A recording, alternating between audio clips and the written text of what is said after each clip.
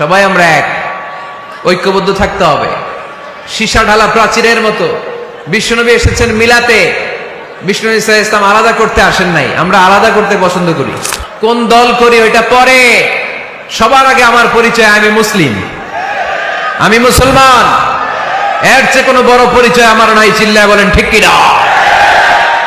সবচেয়ে বড় পরিচয় আমি মুসলমান।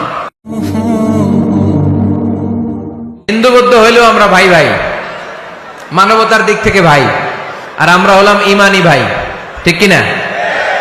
দেখেন, যেখানে হিন্দু লোকটাও আমার ভাই, বৌদ্ধ লোকটাও আমার ভাই, খ্রিস্টানও আমার ভাই, সেখানে আমরা মুসলমানরা একসাথে এক টেবিলে বসতে পারি না। কিন্তু আমাদের নবী এক, আমাদের কোরআন এক, আমাদের কাবা এক, আমাদের মদিনা শরীফ এক। চিল্লায় বলেন ঠিক কিনা? আমাদের প্রভু এক, এক নবীর উম্মত, জীবন বিধানে ওই শিবানী কোরআন। আমাদের প্রভু এক, এক নবীর উম্মত, জীবন বিধানে ওই শিবানী কোরআন। তবে কেন এক নও হে মুসলমান, একে হও করিয়া আহ্বান, ঠিক কিনা? বাইতুল্লাহ এক, মদিনা শরীফ এক, উহুদ পাহাড় এক, বদরের মাঠ এক, ঠিক কিনা?